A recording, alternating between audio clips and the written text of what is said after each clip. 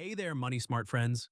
Today's video might be the most important one I've ever made because it affects something we all care about, our hard-earned money.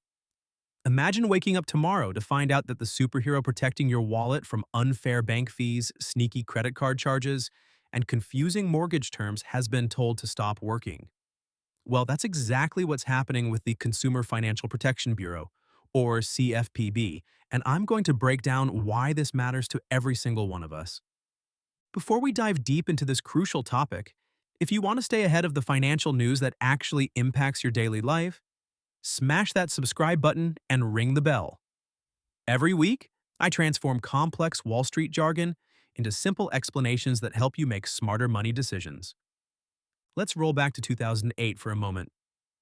Many of you might remember, or your parents probably told you about, the devastating financial crisis that rocked our country. Millions of Americans lost their homes because banks had been pushing complicated mortgage deals that looked good on paper, but were actually financial time bombs.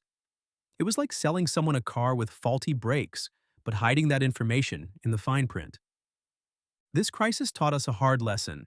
We needed someone to watch over these powerful financial institutions. That's when the CFPB was born. Think of it like this.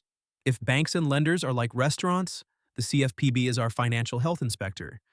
Just like health inspectors make sure restaurants follow proper food safety rules, the CFPB makes sure financial companies play fair with your money.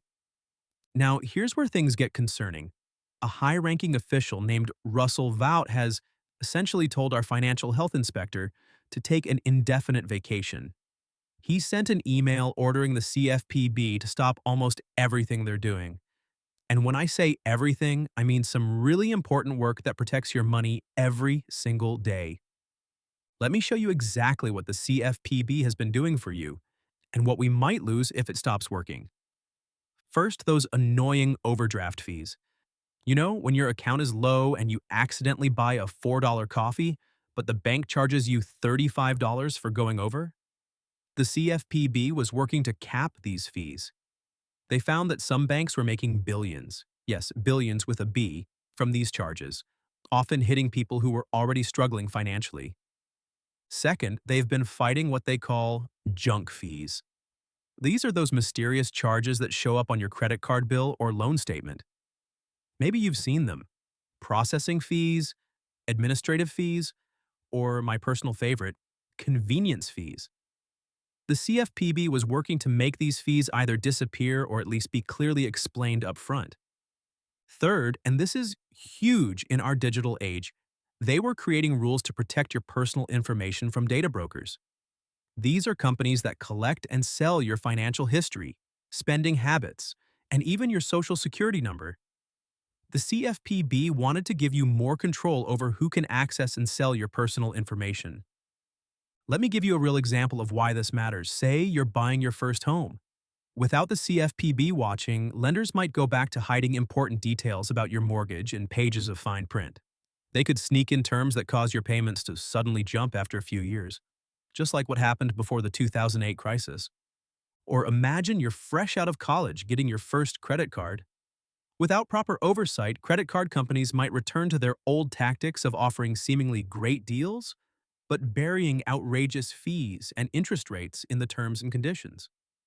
Now, I know this sounds scary, but there are things you can do to protect yourself while this situation plays out. Keep detailed records of all your banking transactions. Take screenshots of your account statements and save them. If you notice any unusual fees, document them immediately. Read everything before you sign, and I mean everything. I know those terms and conditions are boring, but they're more important than ever now. If something doesn't make sense, ask questions until you get clear answers. Consider setting up automatic alerts for all your financial accounts. This way, you'll know immediately if something unusual happens with your money.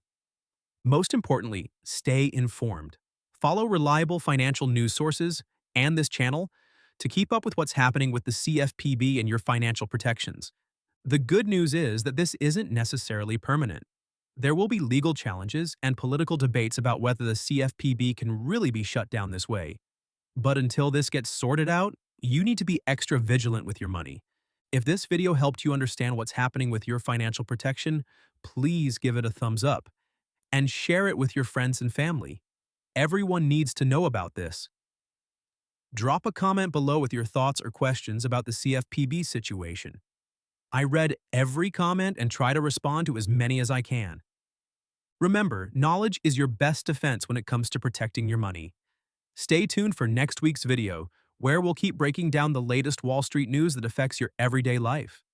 Stay money smart, friends.